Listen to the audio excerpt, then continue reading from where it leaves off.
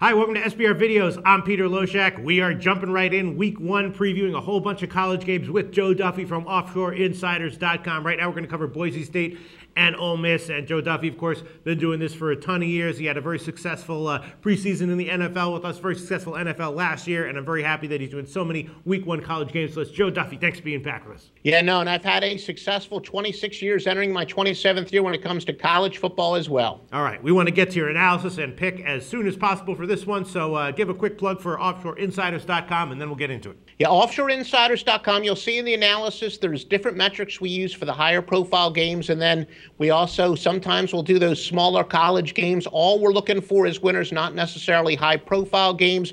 Get it all at OffshoreInsiders.com. Boise State and Ole Miss, and this game, of course, is being played, I guess, technically at a neutral site, the Georgia Dome, although probably most people are writing in a little bit of a home field advantage for Ole Miss. High expectations for Mississippi this year, right? They're ranked in the top 20. They've got a returning senior quarterback, a lot of positive signs all over the field, and things are just in general looking up. Will they meet those expectations? Not exactly sure. They're a 10.5-point favorite right now. Totals 52.5, and that opened at like 55 at Pinnacle, 56.5 at some other places. And Boise State, kind of rebuilding, but they're a great program. Brian Harsin at coach, he's looking to get them back to the level that they were when they were one of the elite programs in the country, and they've caught high-profile teams napping before.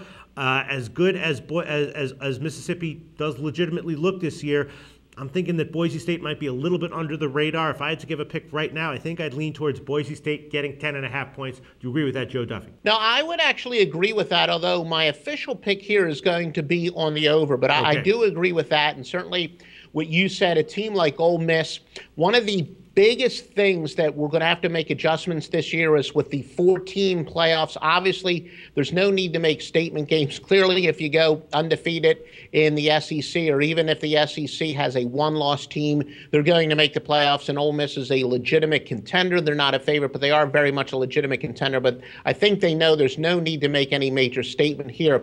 But I like the over because, as you said, Ole Miss, they have a very high-powered offense. They actually have the most experienced quarterback coming back, Bo Wallace, who last year completed 283 passes for over 3,300 yards. Plus, he had some arm problems as far as arm soreness, but he's now reported to be 100%. He also cut down greatly on his interceptions last year from the previous year, so he's experienced like a quarterback should. He's showing more and more progress. One of those, what some people might call an intangible. It's interesting that both of these teams play a 4-2-5 defense, which at times can give teams a look that they're not used to seeing. But considering that both of these teams practice against those looks, I believe that both offenses will most definitely be ready for that. Plus, as you said, Harsin, he has a history at Arkansas State where he likes to play a little bit more of an up-tempo game. Mm-hmm. We know Ole Miss does, and it really gets back to my golden rule that handicapping totals has a lot more to do. It certainly has to do with offensive and defensive competence or lack thereof, but more so pace. And I look for a lot of snaps in this game, and it's a fairly low total for a game that should have a lot of snaps. Right, so what do you make of that? I mean, you're going to get a great number on this for the purposes of our video. Right now it's 52.5, and like I said, it opened at 55 at Pinnacle. It opened at 56.5 at some places that opened before Pinnacle, so that's a big move down, and the opening total was very average, not that high at all.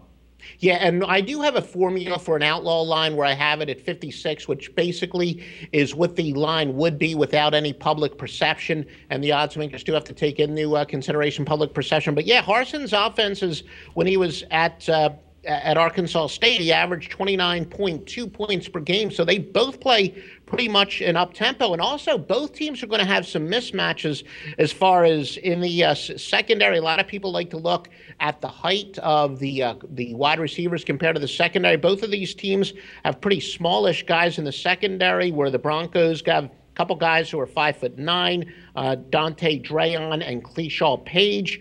And their backups are also only go about 5'9", where both teams also have some height at the wide receiver position. So I think that if there are any mismatches, it will be with the wide receivers and the defensive backs. And like I said, I can see both of these teams going with a pretty much a fairly hurry-up offense. I don't think you're going to see a lot of ball control here. So, yeah, the total doesn't seem to make much sense. I think it was 60 points should be scored here for sure. Joe Duffy, I don't question your logic. Very compelling argument for a play on the over 52.5 currently. Joe, thanks so much.